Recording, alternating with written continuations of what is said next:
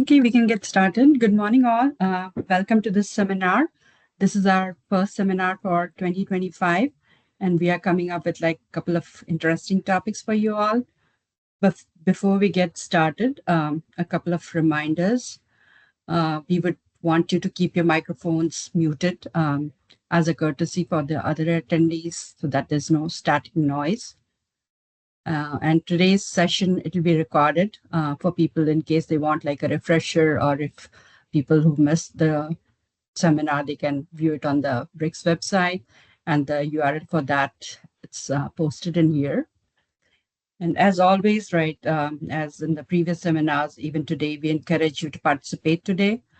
You can use the Teams chat to post your questions. We will be monitoring throughout the demo and answering it as appropriate. We will also have time after each presentation, and we'll pause and ask you to raise your questions. So at that time, you can unmute and answer your questions. So with this, I'll hand it off to Dr. McAuliffe to kick off the seminar and introduce the presenters for today. All right. Good morning. Happy New Year to everyone. So we have an exciting, I think, presentations today that we're going to learn a little bit about more work that we're doing within the BRICS program. The first one is an AI data-driven or augmented data discovery or repository discovery. And we'll hear a little bit about that from Omar Kapoor. And our second talk is going to be we had a process of updating our data mapping and transformation tool from Java to JavaScript, but we also took this opportunity to incorporate some work that our data scholar Maria Bagones had worked on in adding some AI searching or matching functionality to help with that data mapping transform. So it's a combination of automated and the ability to then correct that mapping appropriately. So with that, I'm going to hand it off to Omar. Thanks, Matt. All right.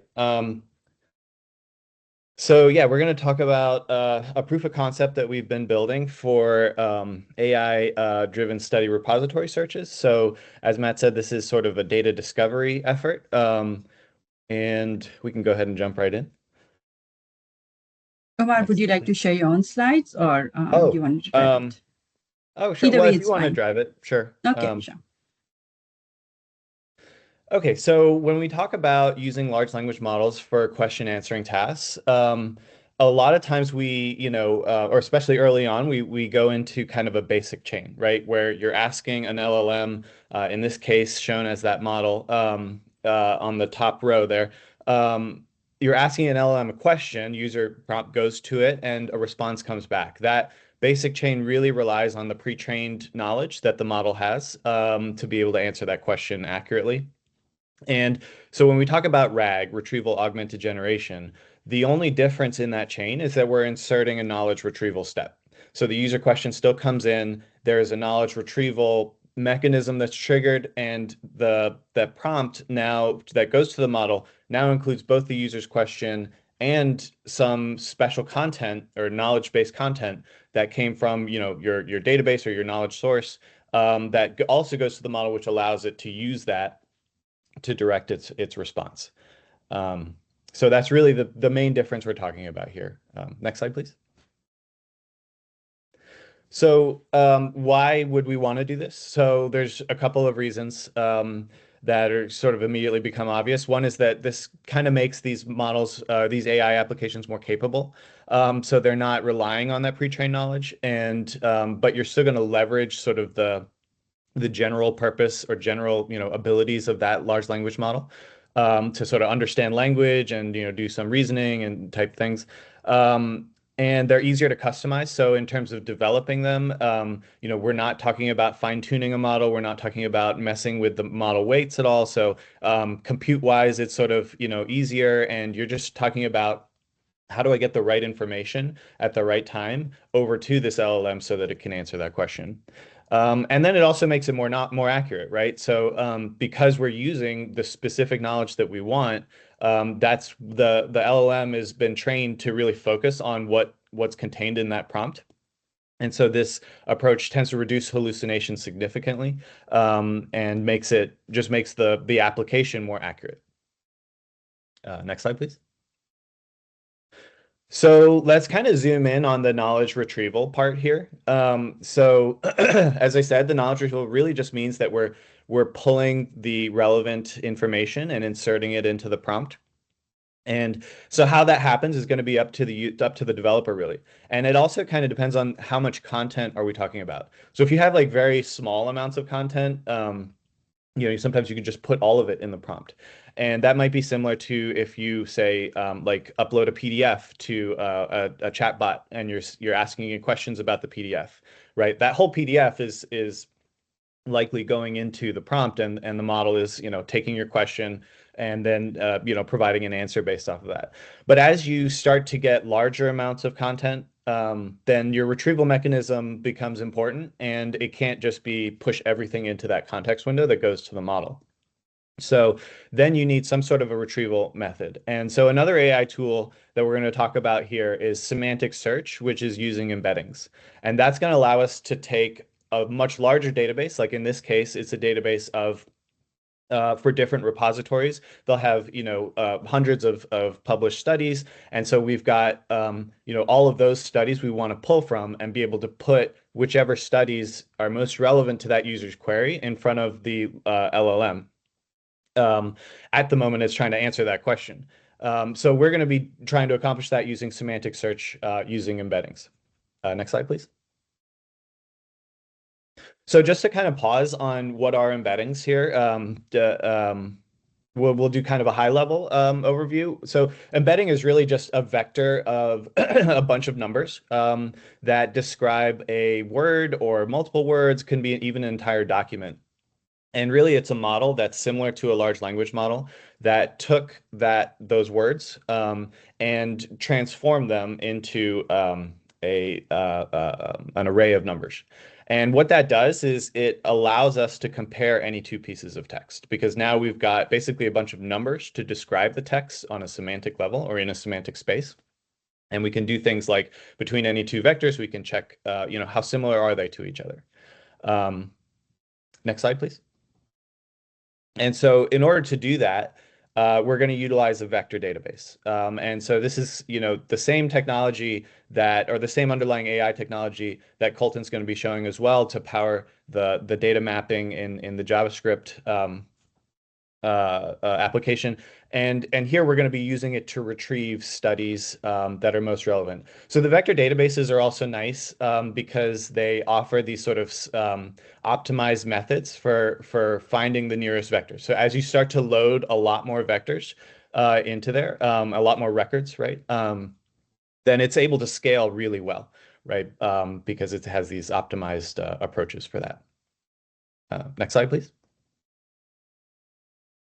So how do we create vector databases for an AI application? And so, there's a process that's fairly straightforward. You have to first, starting in the top left, you have to identify the data that's going to be used. In some cases, if this is like long text, for us, that's not the case in this demo. But if you do have say you have long policy documents, you would need to then chunk that text up, right?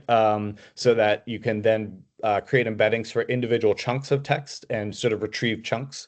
But basically, you would have to create, or you have to identify the data that you want to use, and then you would pass it through an embedding model that is going to just convert that into embeddings, and then that's going to be stored in the vector database. And now you can build your application with it being able to query that vector database for retrieval.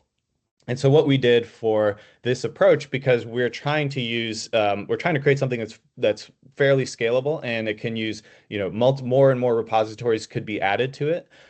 So we're using a common data model and the nomenclature from Datum, so that we know okay, this is sort of the format that we expect for the data that we're going to ingest into the data vector database, and that makes it a little easier to sort of scale it up and run it for multiple repositories. Next slide, please.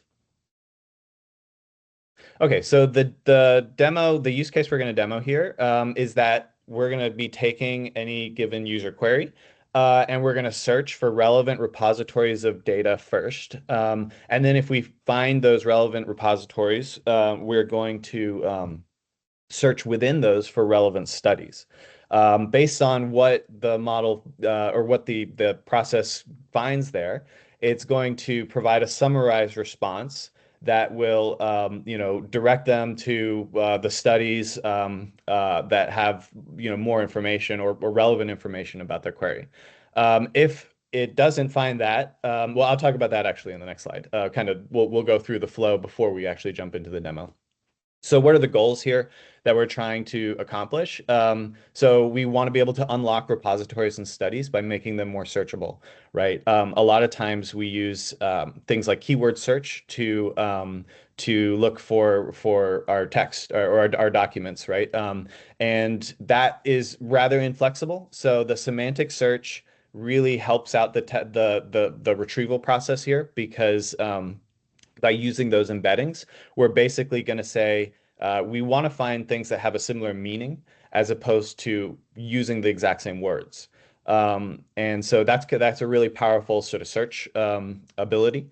And then we're also going to try to avoid hallucination. So, it can, if you're asking about specific studies and things, and you don't have the content being put in front of the large language model, there's a very good chance it's going to just get things wrong, and you're not going to know exactly where.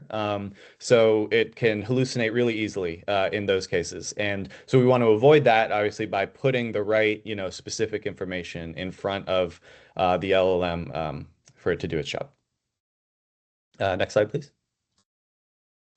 So, okay, the tech stack for the demo here, the language model we're using is Claude 3.5 Sonnet. The embeddings model is Amazon Titans, I think the G1 or V1 model. The AI framework for the demo was built using LangGraph and LangChain, which is a pretty common framework, one of the most popular frameworks that's used. There are others, though, as well. And then just to do the user interface that you'll see in a second, we're using Streamlit, which gives us just sort of a fast, quick prototyping framework in Python, where we can kind of stand stuff up and try things out and iterate quickly. And at some point, you can take kind of like the back end of that framework and you can decide to productionize it in many different ways.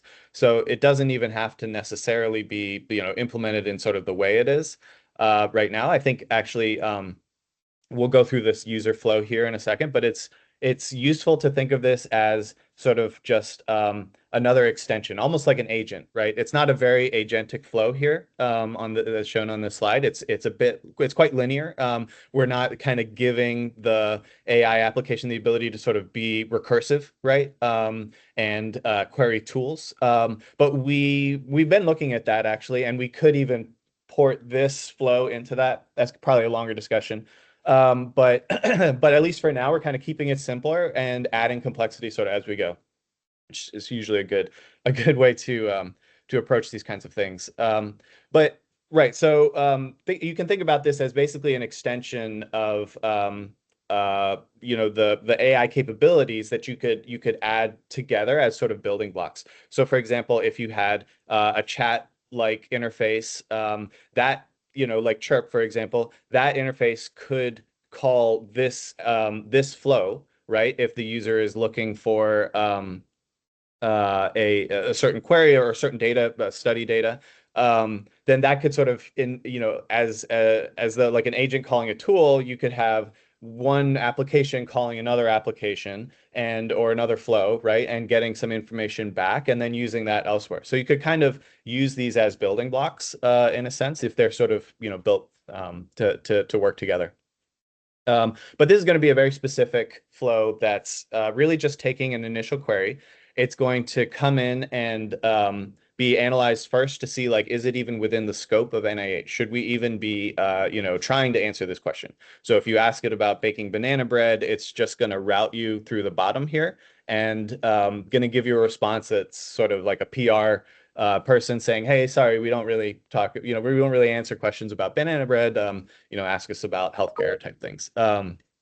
And so if it is in scope, it's going to go to this node in the middle where it's going to search for relevant BRICS repositories. So at least just in this implementation, we've got it, first looking there to see, like, do I have a relevant repo that may have data? Because those repos that we've got in this application right now, we've got the study data loaded, right? So we can go even deeper if we do find a relevant repository.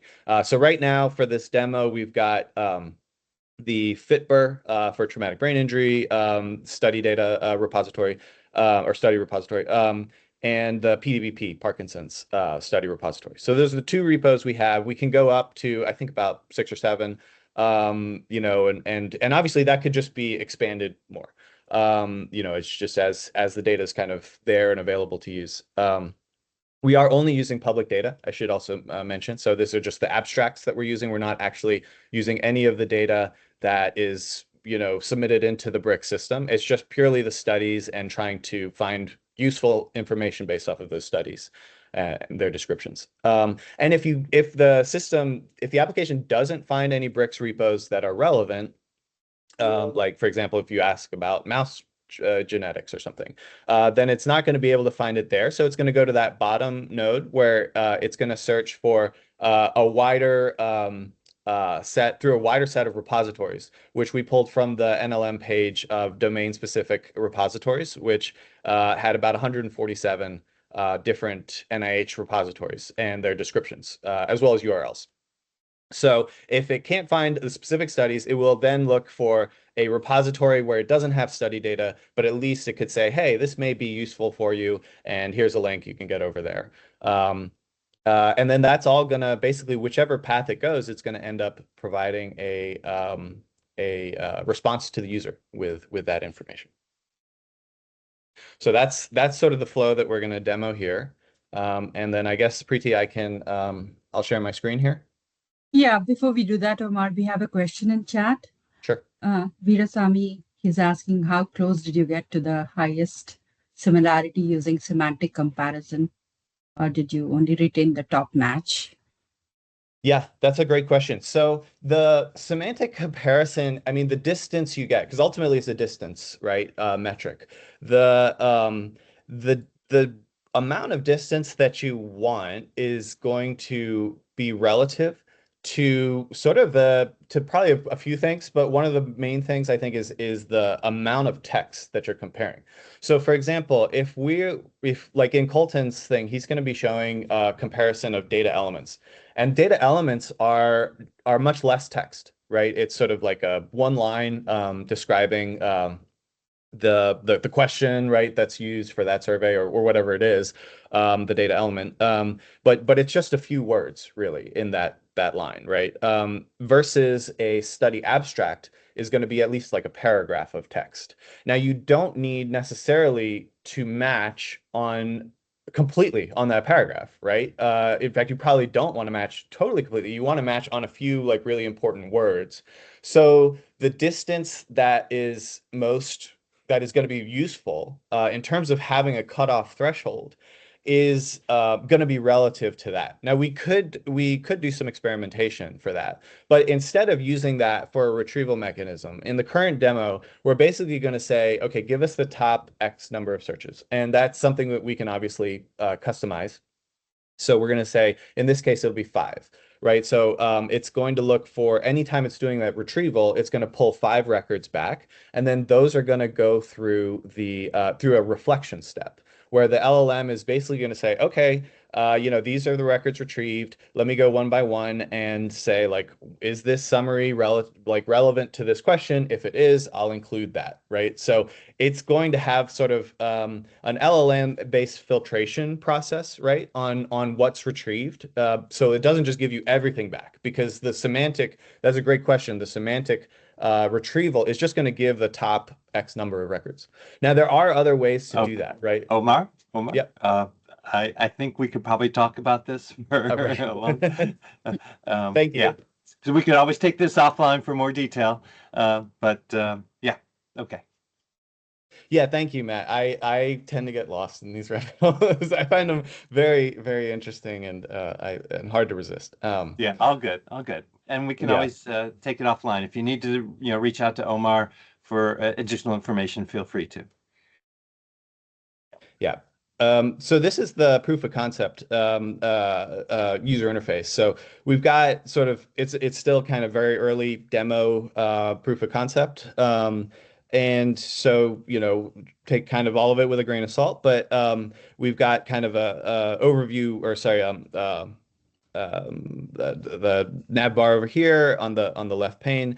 And we've got a few flows kind of built out, but really I'm just going to be demoing the multi-repo and study flow. That's the user flow we were just seeing on that slide. What we had done with these other ones was we had just built out components of that multi-repo. So we built out one where it was just querying from FitBur and taking a user question, querying from that studies, and so that we can test like that component individually.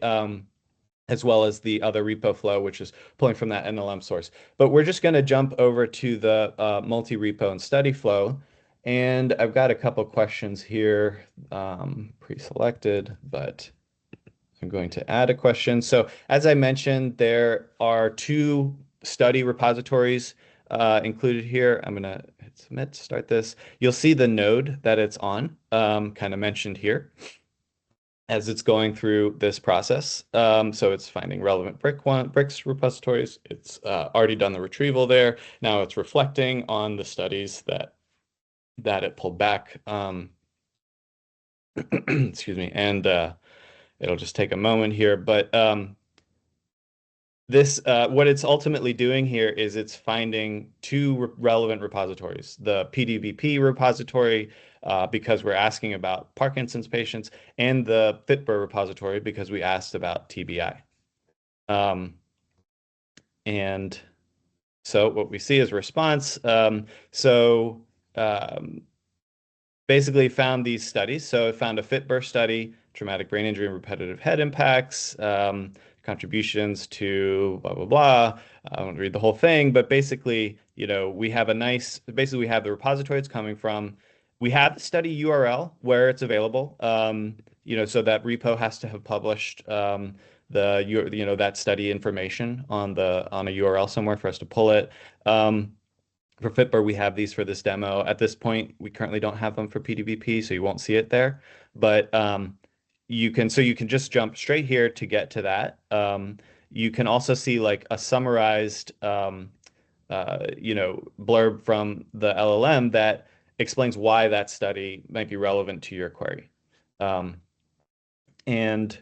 yeah, and that's basically going to be it. So all of these from PDBP won't have links at the moment, but like this FitBur one, we can go straight here and it should take us to the link. Okay, having some loading issues. But yeah, so that is one example of the flow. I'm gonna show another case where I'm gonna ask about a totally different thing. So this is data about cellular aging across different tissues. And in this case, it is not going to find relevant repositories in the ones we currently have in for BRICS. So you can see it's going to the other source of repository information. And right now it is performing that, it's generating that content. So in this case, it found 4 different repositories that were relevant, and you've got sort of the content summarizing, what is in that database, and then a relevance description of, why might you be interested in that repository, as well as a link so you can get over there easily. And so that is really a lot of it. There is, for what we have in terms of putting on the proof of concept, we are recording the internal state here. So we can see like, okay, first step, it analyzed the query. It did find it to be in scope. We also just get a quick scope like justification. Why did you find that? And these often, even if you don't use them, sometimes they're super helpful. even just for debugging. It went through a step where it refined the query, right? So it rewrote the query to be a bit more expressive, right? And that allows us to kind of improve the semantic retrieval. So where in a previous one, I used TBI, right? It would write that out to be traumatic brain injury. Um, and sort of add a little detail. That's an area where if we can always look into more and engineer that more. But basically, you can follow through. You can trace through that whole internal state. You can see what passed from node to node. You can make sure you're capturing that information because even if it's not coming out in the end to the user, it could still be very relevant for debugging and understanding your application behavior.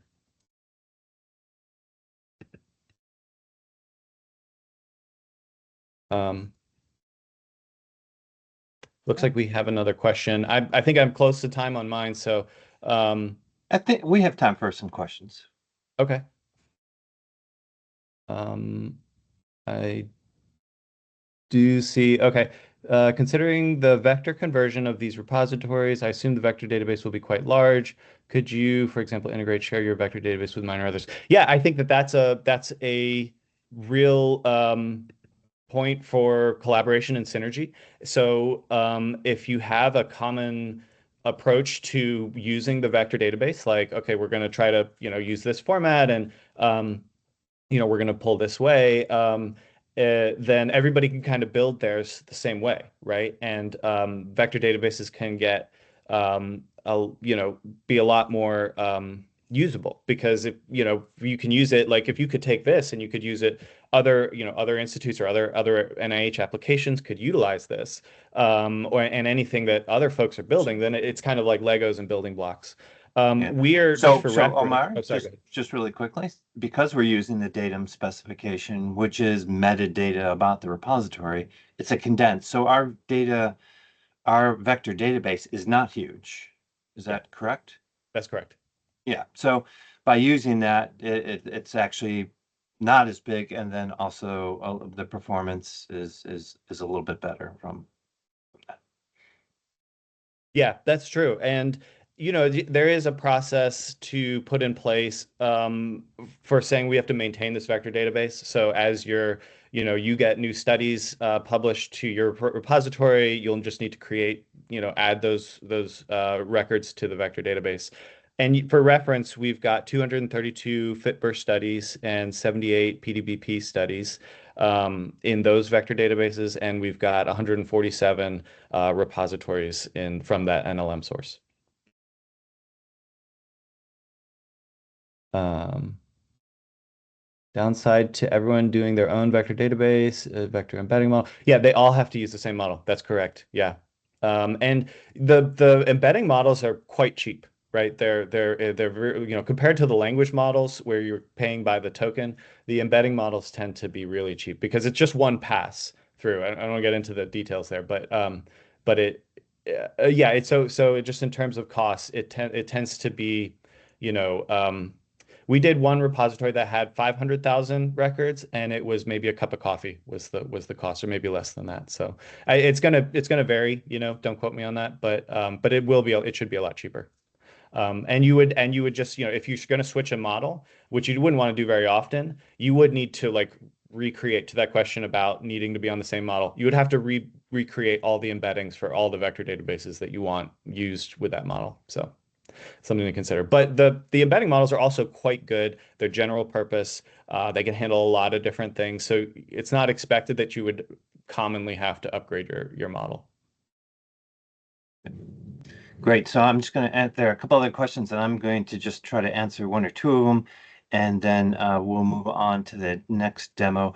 But you're right, a good opportunity for establishing a common standard, and that's why we chose the datum, which is used by NLM, and we seem to think that that was that good balance of providing enough information, but not so big that it was more costly. We haven't gone to production in this. This was the first kind of the beta version of this. You can see it's version 0.1. So it's our first attempt to understand how to utilize the appropriate information from BRICS and other information about repositories and make those repositories and even data sets within those repositories more discoverable. So we're going to have to investigate a little bit more about cost. But you also bring up an important point. In fact, when we move to the next demo with Colton, he's going to talk about our data dictionary, or our data mapping and translation tool, and we've taken a little bit different process with this. And again, this is work built on Maria Begonis's work on of doing searching and mapping common data elements to common data elements. And I think we're doing this in a very efficient, cost-effective way. And so with that, I want to thank Omar for a great talk. I really appreciate that. And then hand it off to Colton. And you're muted, Colton. Thanks, Matt. Okay, I will go ahead and I suppose share the slides on my end here. I hadn't had that set up, so one moment here. I can share Colton if you want me to do that. Okay, yeah, for sure.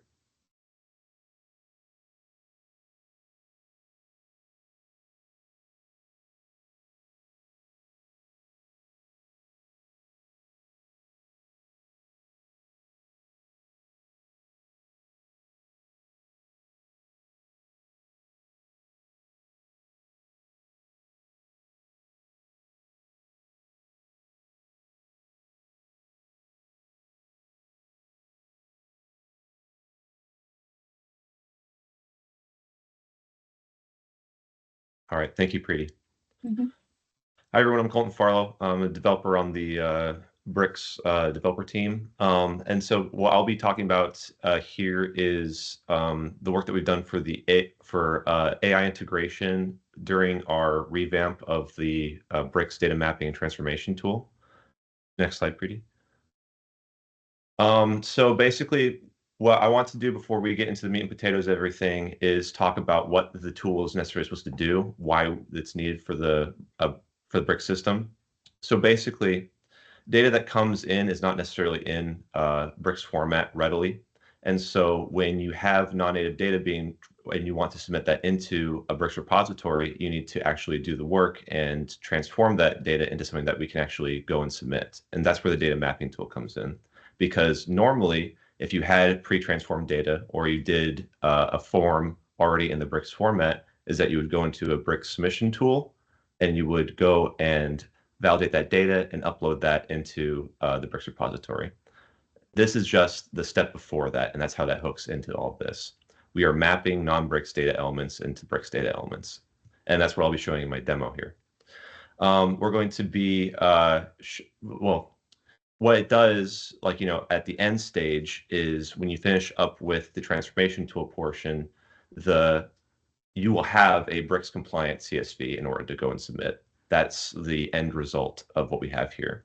But what is different from the previous tool, because frankly, the previous tool also did this, is that we now have the capability of using AI semantic search to make the pairing process of data elements, both the source data elements and the BRICS data elements is what I'm talking about, together based off of what Omar was saying, using an embedding model, reducing data element meanings down into a vector, and then finding the closest neighbor.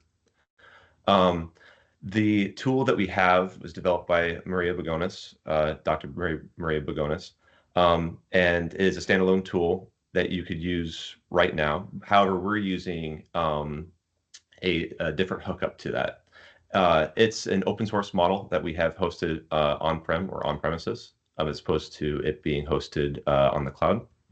And it has just it's very robust and a low-cost tool. It's been very very easy to hook up to. Next slide, Preeti. So let's talk about real quick what the old tool was. It's a WebStart tool, and for those who are not aware of what WebStart is, it is basically a Java applet that is done through the WebStart Java library, and it allows for quick implementation of an actual downloadable application for you to use. The UI is quick to put together.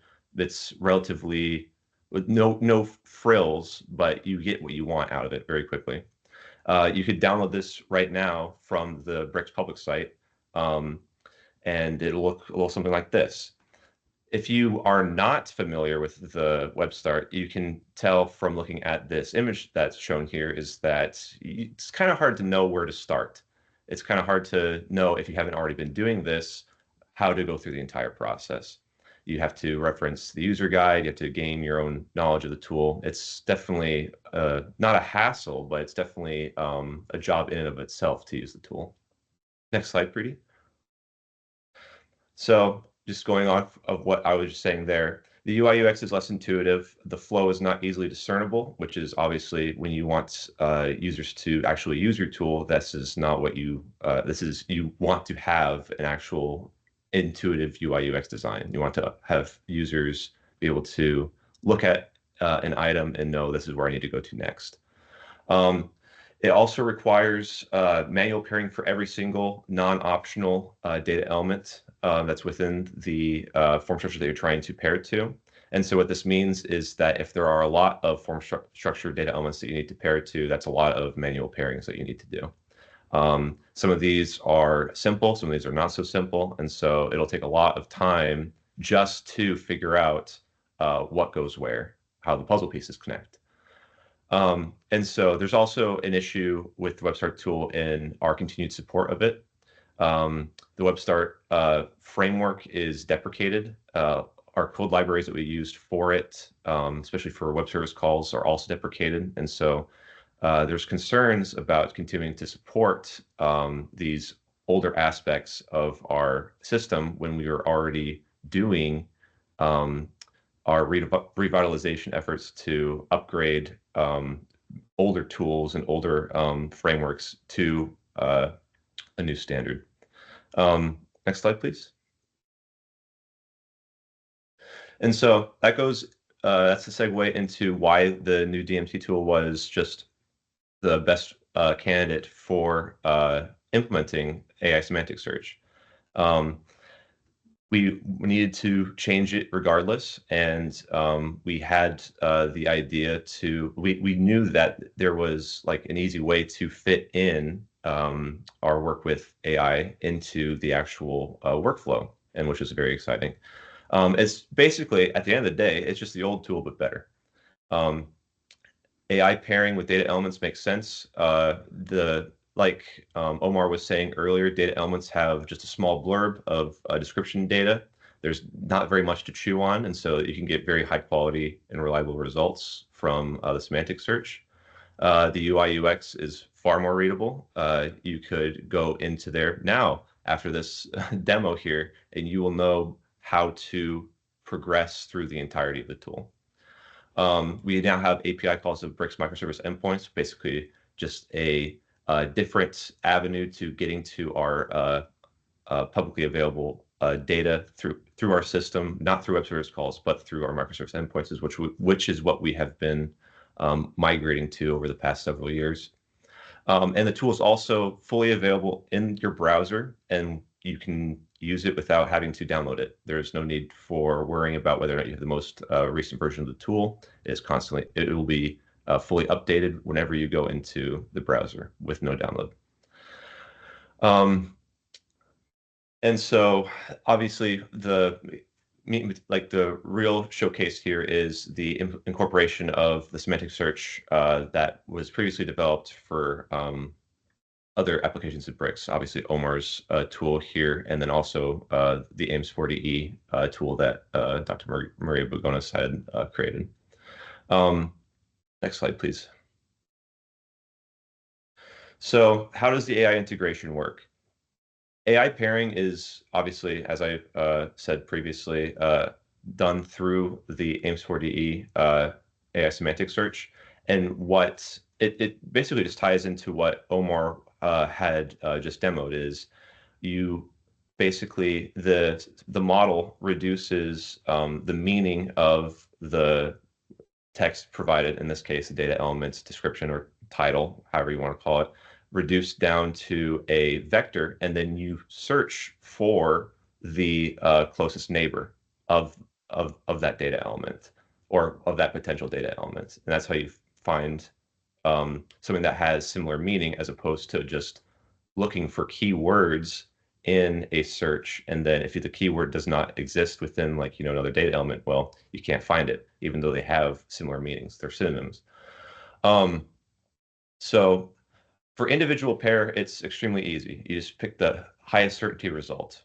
For bulk pair, which is something that we want to use later on, obviously there's going to have to be ranked choice of what makes most sense for any given pair, and also in the event that two data elements can pair to another, you have to either append them to the same data element, or just decide which one just makes more sense to be paired to it. Next slide, please. And so how does this work here? Well, the manual pairing hasn't gone away, because there will always be a reason to manually pair. Sometimes it's just faster. People know specifically that one data element will 100% map to something else, so it just makes more sense to find it yourself. It's like you select your data element, the form structure data element that you're trying to pair it to, and it's paired, done. No other things need to be considered. Sometimes it also makes sense to manual pair because there's not enough, that there's not enough data within the data element title to create a high certainty result for what you're looking for. So it just makes sense to look for yourself, just because that's the data that you have available to you. But the beauty of it is that you now have the ability to do both. You can semi-automate the process to where you don't have to manually pair every single data element. The embedding model will generate a vector off of whatever data elements from your source CSV, generate a vector for that data element that you're trying to pair with the AI. It'll search for the data elements within the form structure that you've selected that you want to transform into, and then it will give you the highest certainty result, and then it's just paired. It's done as simple as that. And both of these results result in a mapped form that will be used in the transformation tool. And obviously after the transformation tool, the data can be then submitted into the BRICS system, just like that. Next slide, please. And so this is exciting that this proof of concept tool is working as well as it is, because it means that there's further applications for the AI semantic search, like further down the line, stuff that is outside the scope of this demo, obviously, but is very exciting. Bulk AI pairing, like I was saying, based off of ranked certainty, it's a very real, and we will be incorporating that here, not for this demo, but it is further down the line. Potential pairing off of data elements' permissible values. And so what permissible values are just a more atomic level of data elements. Basically, if a data element is a forms question, the PVs are the multiple choice answers that you pick, or the multiple select answers. And they have their own descriptions too, which makes them ideal candidates for pairing them through semantic search. And then there's AI pair append. Basically what that means is that I kind of glossed over it. There's the potential for multiple data elements to map to the same BRICS data elements. And so this basically just allows for the AI to do this, as opposed to having to manually pair append data elements together that have relatively the same meaning for one singular BRICS data element. And I believe with that, I will be going into the demo here. Just check for the next slide just to make sure. Yes, okay, perfect. Let me go ahead and share my screen here so I can give the demo of the DMT.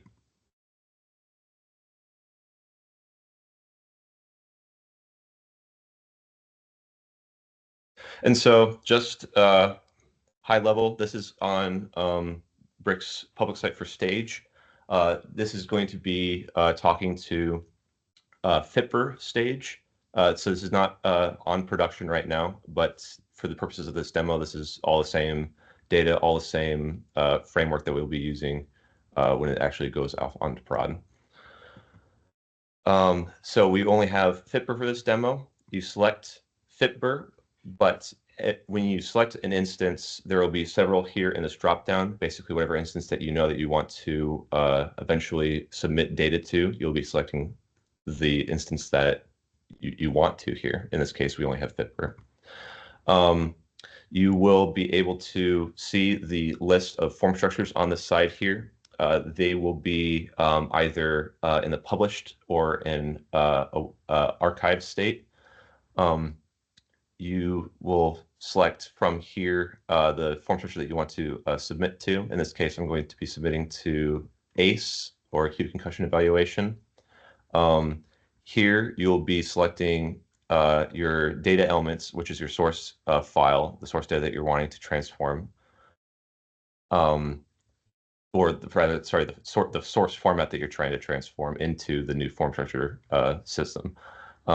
It'll be in this similar format provided down here, where it's basically just 5 columns. It's the data element name of your source, the title of it, which is the description, the type, the permissible values, and the permissible value descriptions.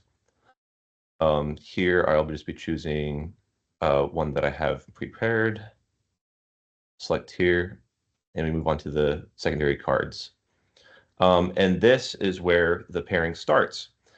We allow based off of what you have selected here. In this case, if you only select this, like on the left-hand side, the source data elements, you'll just be able to individually pair because you haven't suggested that you want to manually pair. And then if you had selected over here, you know that you do want to manually pair because you have selected things on both sides.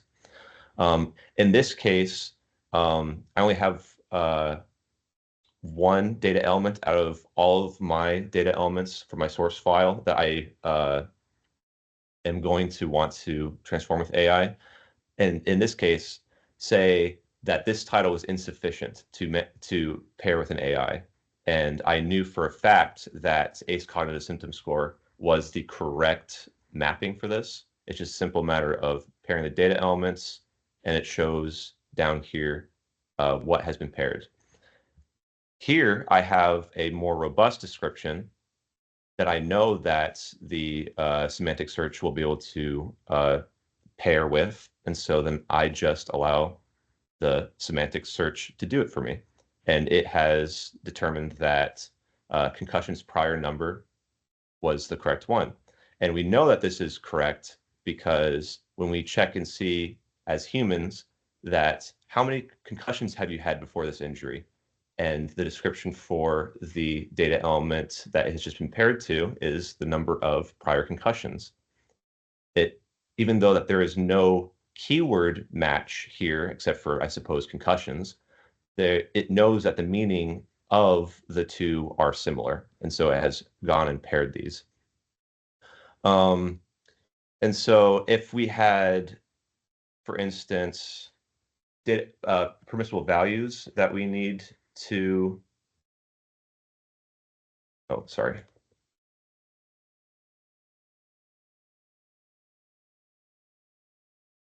If we had permissible values that we needed to map together, we now have our source PV and PV descriptions, our form PV and PV descriptions, and using this information, we are now able to go and pair these together, where we're able to say, oh, I know that my permissible value basically means the same as this permissible value here, and then just map the two together. And that's how, at the very most atomic level of this mapping, that permissible values are mapped together. And if I decided at any point in time that this was incorrect, I can go and just simply unpair and then try again. And once I have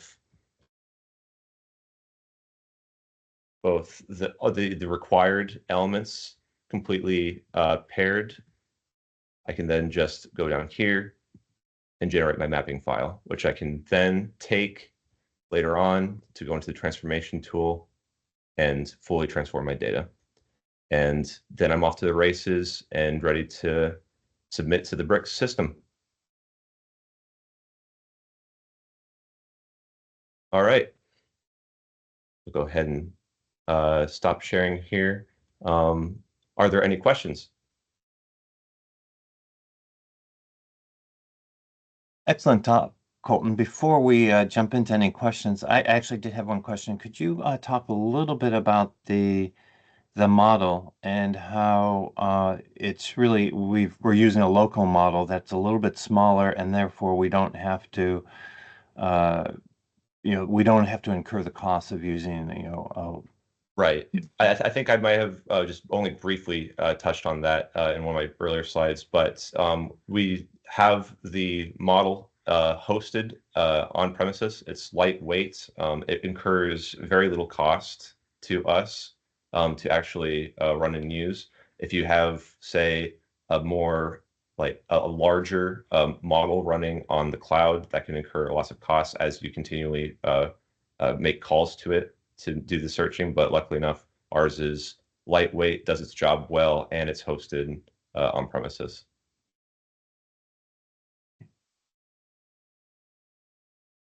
Are there any other questions, comments?